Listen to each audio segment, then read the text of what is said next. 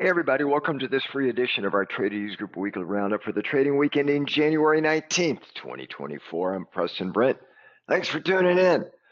Well, the market is strong anyway. What do I mean by that? Well, let's just kind of get into the markets and see what's going on in this previous holiday shortened week.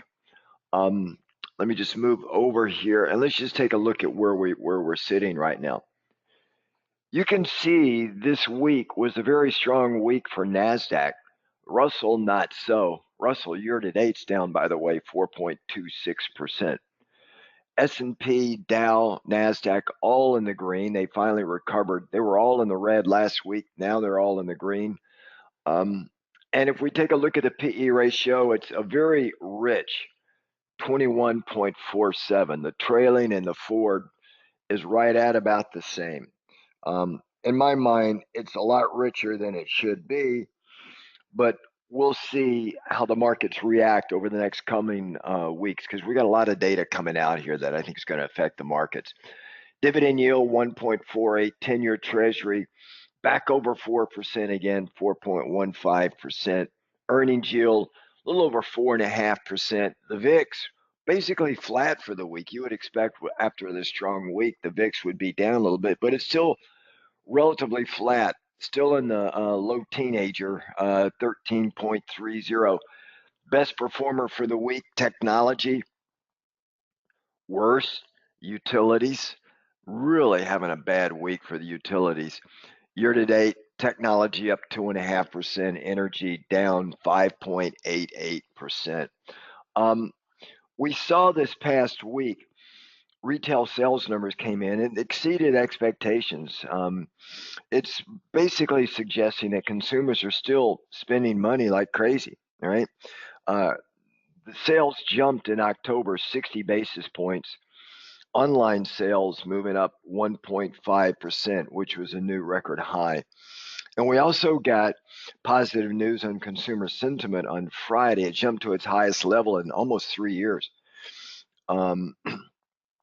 And it's just so the consumers feeling good, spending money, and generally I would classify that as consumers making over $100,000 a year. Lower and lower middle income and lower income consumers are not that happy right now. So we're seeing some of this activity kind of playing itself out. We also, as I said, the interest rates are now 4.15%, and the expectations for a rate cut in 2024 are starting to fall. The futures now are pricing in about a 13% chance of 7 or more rate cuts. The markets are still very aggressive in saying 6 rate cuts for the year, and I still don't believe that. And I think the Fed's going to have to square that circle before the end of January, their policy meeting on January 31st. The chance of a rate cut in March, there's almost no chance of a rate cut in their upcoming meeting in a few weeks, January 31st. But the chance of a rate cut in March has come down from over 80% down to 60, down to about 47, 48% over the past couple of weeks. A lot of this decline came when Fed Governor Christopher Waller, he basically told a virtual conference that he sees no reason, I guess, to move quickly to cut rates. All right, so that tended to boost the rates, which got us off to a slow start this year, and moving like I said, the benchmark 10-year Treasury up to 1.15%. We haven't been there. I think it was the highest intraday level since December 12th of last year. So we're seeing some strong movement there, yet the market's still going strong, interest rates up. We're seeing this movement back to what we saw in November through the middle of December, which is the Magnificent Seven really outperforming and the other 493 or so stocks underperforming dramatically. The equal weight SPX is underwater. I'll show you that in just 1 minute. And of course, if we come over and we take a look at Europe, you can see Europe really did not have a very good week. Everybody was in the red. Euro stocks, FTSE, CAC 40, DAX, all in the red for the week. Year to date, they're in the red. The Nikkei Year to date is very strong, over 7%. Had a strong week as well. Um, it, ECB President Christine Lagarde, we call her Queen Bee Lagarde. She signaled that it's likely they're going to start looking at cutting rates in the summer. So they didn't imply a near-term rate cut either, just like the Feds. Meanwhile, the German economy shrank 30 basis points in Q4 of this past year. They did have an upward revision in the previous quarter, which caused Germany to avoid the technical definition of a recession. However, GDP last year in 2023 shrank 30 basis points for the entire year. In Germany, if you need to understand, Germany pretty much drives the economic engine across Europe. So when Germany hurts, the rest of Europe really feels the pain. Okay. Meanwhile, in the UK, annual inflation there moved back up in December, surprising people. It moved higher to 4% from 3.9% in November. That was the first increase there in 10 years. I'm sorry, 10 months. So uh, they're having some issues over in Europe, let's say. And then over in the Asian markets, if we look at the Nikkei, as I said, it really blasted higher year to date. It's leading everybody, which is unusual. Their CPI rose 2.3% year over year in December, but that was down from November's 2.5%. That kind of is this inflation coming in just a little bit in Japan is kind of challenging the view of a lot of investors that the Bank of Japan is going to hike rates multiple times this year to kind of get off their their stimulus policies, but they're kind of backing away from that, or they're ultra accommodative policy. So I think it's going to be they're waiting for a sustainable rise in inflation, driven also by wage growth there. So I think the Nikkei, I still like the Nikkei long term to the upside, or the yen to the upside. And then of course we're looking at China. Last year they hurt. This year they're starting off. They're underwater 4.8% year to date. Look at Hang Seng.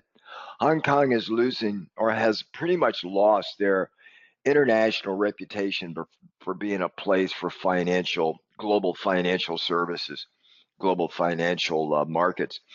It's really kind of being a place now that China's just using to hold U.S. dollars. Um, Feel really bad for Hong Kong. China's GDP, we saw it coming in at 5.2% in Q4 year over year, but that's a lot less than expectations. Meanwhile, their retail sales came in lower than expectations as well. It came in at 7.4%, but that's a lot lower than what folks were expecting. And so they're continuing to hurt. And the real estate investment is going to the other way. They're declining as well. And finally, their new home prices fell 40 basis points in December, down from November. So that's the sixth consecutive monthly drop in real estate markets in China. And that's the fastest fall we've seen since 2015 in China. So the real estate market is continuing to do a number in China, and I think they're going to have to keep their stimulus up for a lot longer to try and pull their way out of this thing. Now, what I want to do is shift the screen over and just show you a couple of key charts here. Uh, let's just see here. And for our members, we'll go in more detail in our weekly market watch tomorrow evening, of course. But we're going to start off with the E-mini S&P 500 futures. And you're going to see here this big rapid move up in November, and then it just came up very strong through the end of the year. Very strong finish. In fact, the year was, the returns doubled in just these last 6 months for the year. And then you can see we started off the new year moving lower, and then all of a sudden we had a strong boost higher, even though the 10-year interest rate yield moved up to 4.15%. Now, what I'm seeing is a strong push by the Magnificent Seven, not much different than what we saw in November and December. Okay, almost the same scenario. And as you know, it can't go like that for a long time without increasing the breadth again. The markets were expecting a little bit more breadth coming in, And it started out that way, but then it just rolled right back over. I mean, it's just really not that pretty at all. You can see here, we closed near the all-time highs in the E-minis, okay, up about 1.28%. And of course, if we come down here and look at the Magnificent Seven, this custom index that I've created for these guys, you can see here. Let me just move it down. You can see it's closed. It um, made new highs in 24, up about 3.45%. You could see how the Magnificent Seven gave up profits in the first part of this year, and then it just took off.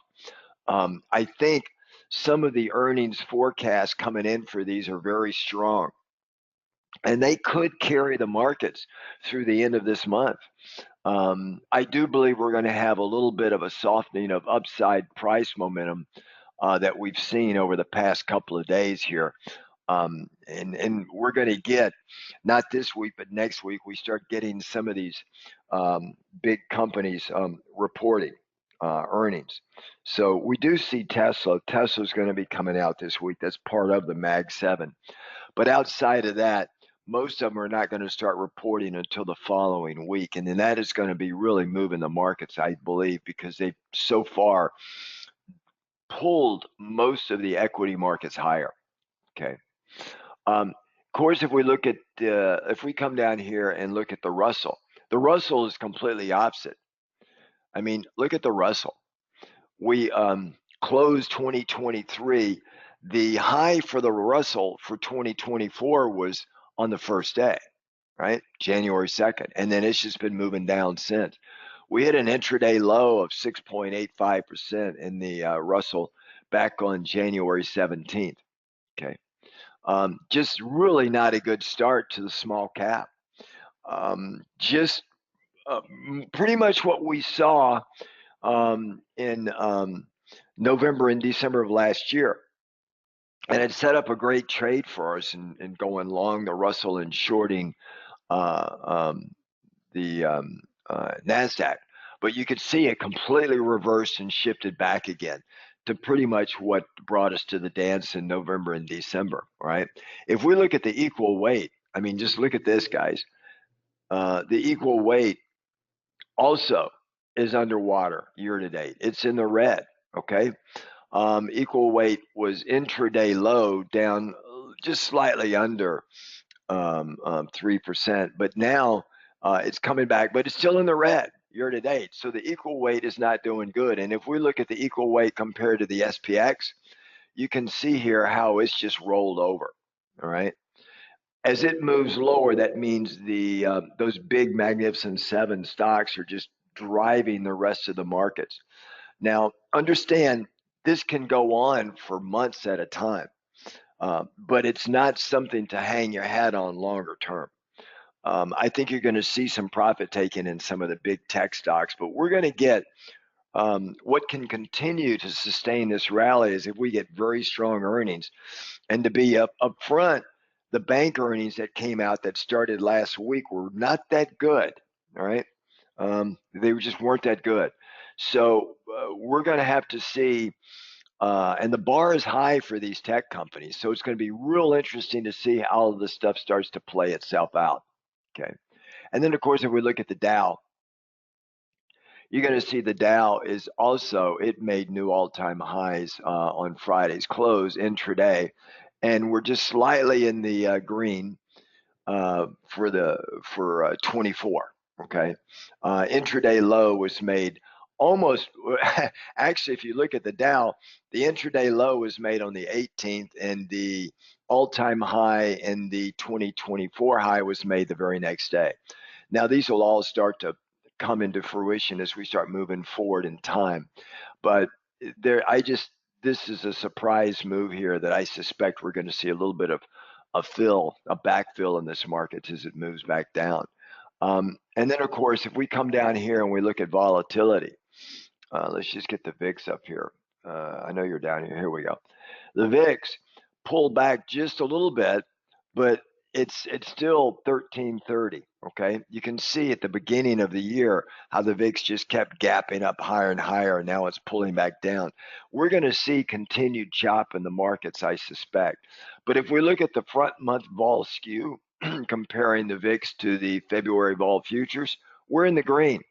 There is not a worry right now out there. And if we look at the back month skew, also in the green, because this compares February, March volatility futures, very solid in the green. So the markets are really very bullish right now. And mostly with the tech. I mean, that's kind of where everybody seems to be gravitating right now.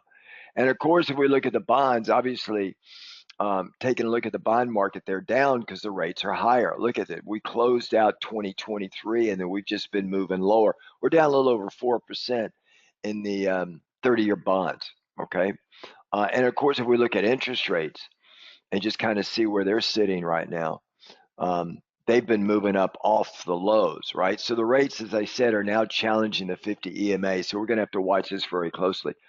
Um, my Elliott wave forecast suggests that you want to be a seller of any rallies in the rates. But I think we're going to get a pretty good direction on that in the next coming few weeks. We get the personal consumption expenditures on Friday, which the Feds follow very closely. And then, of course, the Feds on January 31st. So it's going to be a real interesting set of days out here. Of course, with interest rates higher, then normally you would expect the dollar to be higher. And that's exactly what we got. You can see where we closed 2023 right here. And then the dollar's up a little over 2% for 2024. All right. And then the euro is obviously just the opposite. I mean, with the euro, it accounts for about 58% of the dollar index. You can see the euro has moved lower off the 2023 close. Okay. Gold, well, gold is going to be choppy for a bit. As I said right here, to me, I saw gold pulling back, but it seems to be playing right around that 50 EMA line, up and down, above and below it just a little bit. So I don't see longer term, I'm bullish gold. Short term, it's just a lot of chop to me. Okay. And then, of course, if we look at oil, oil is, I think oil is, remember over here I said sell the rally in oil. Okay. I think oil is going to move a little bit lower. In fact, if I were to plot a movement on oil right here, just let my system do the calculations for me, it's suggesting oil is going to move down into the mid 60s. It's in the low 70s right now. So it's suggesting a little bit more downside in oil. I could see that happening. And then, of course, if we got natural gas right here, nat gas has come down fairly hard here. As I said up in this area here, I said it's a sell the rally kind of thing with nat gas. And that's kind of where we're seeing nat gas coming in right now. It's going to be everybody's got plenty of inventory over in Europe. And it's just, I just don't see that being significant here on the upside with nat gas. All right, everybody, that's a real quick lowdown on where I just see some of the major asset classes right now. Members, we'll go in a little bit more detail in tomorrow evening's weekly market watch. Otherwise, guys, enjoy the football this weekend. Have a great day today. Ciao.